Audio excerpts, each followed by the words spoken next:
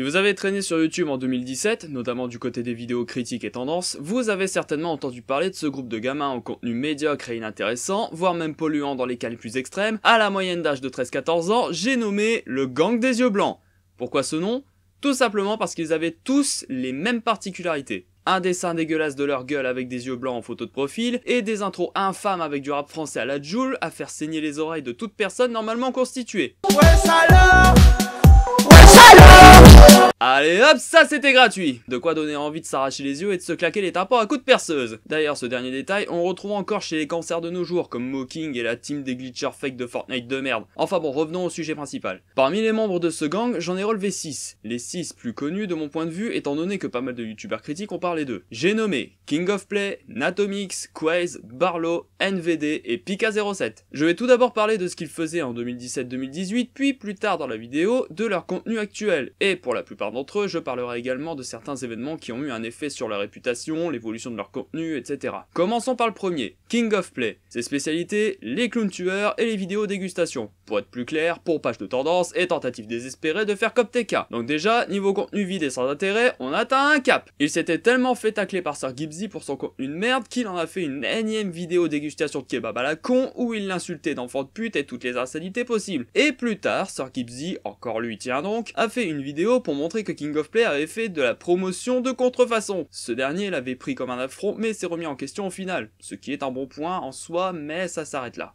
Avant de parler du prochain, j'ouvre une parenthèse pour parler de son petit protégé, Saboom. Même contenu que King of Play, mais sans les clowns tueurs. Je voulais parler de lui parce qu'en plus de faire partie du gang des yeux blancs, il avait fait une vidéo réponse à Sir Gibbsy par rapport à la vidéo sur King of Play. Comme quoi pour lui, Sir Gibbsy n'a fait cette vidéo que dans le but de défoncer son pote et lui envoyer sa communauté en pleine gueule. Et les insultes et propos absurdes pleuvaient dans toute la vidéo, mais comme King of Play, Saboom s'est remis en question là-dessus. Faut dire qu'il avait pas trop le choix parce qu'il faisait de la diffamation et que dans ce cas-là, c'était bien plus grave et que ça allait lui causer beaucoup d'emmerdes IRL. Je ferme ma parenthèse. Je passe au suivant. Natomix, qui faisait aussi des vidéos clown tueurs et suçait la tendance jusqu'au bout rien que pour la fame. C'est le dernier à avoir gardé sa photo de profil aux yeux blancs jusqu'à très récemment. Il s'en est pris plein la gueule à cause de son contenu, mais ça ne l'a pas empêché de continuer à faire de la merde, allant même jusqu'à faire des arnaques à la carte cadeau comme le faisait à certains codes for LAN. Ah bah oui, vu qu'il est en perte de reconnaissance depuis un an, il s'adonne à toutes les bassesses possibles pour refaire le buzz, mais sans succès pour lui. Et en plus de ça, il récoltait pas mal d'insultes. À part ça, pas grand chose à dire de lui. Au suivant.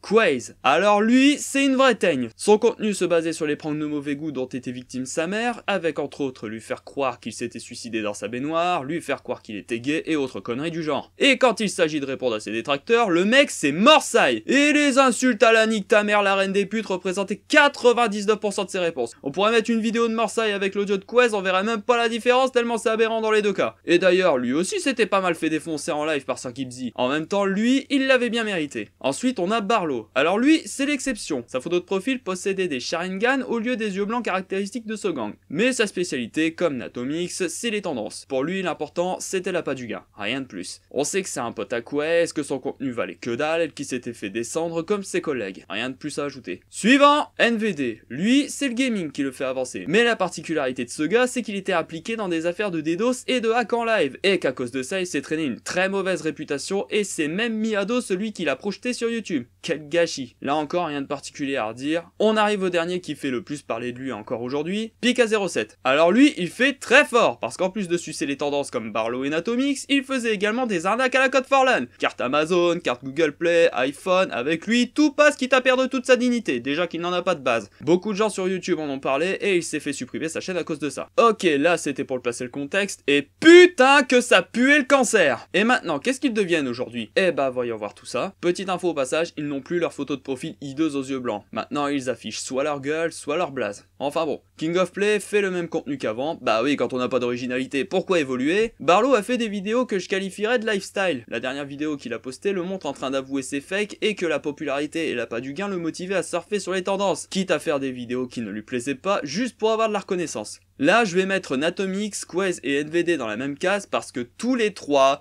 font des vidéos sur Fortnite.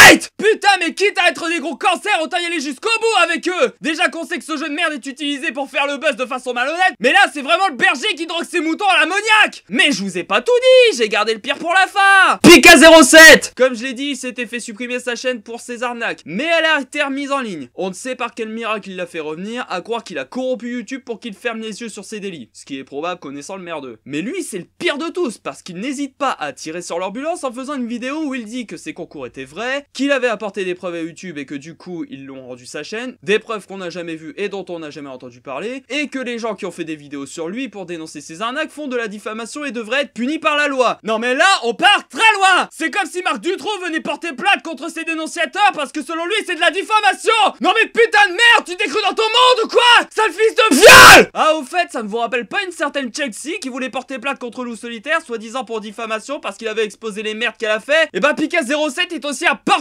exemple de criminel trompeur prêt à toutes les bassesses pour sa propre gueule! Voilà, je vous ai montré ce qu'était le gang des yeux blancs, j'ai dû en oublier quelques-uns dans le lot, c'est certain, mais bon, j'y ai mis les principaux pour vous montrer ce qu'était ce gang de prépubères en manque de reconnaissance et d'argent pour la majorité d'entre eux. Pour résumer, le gang des yeux blancs, c'était cancer avant, aujourd'hui, ça l'est toujours autant.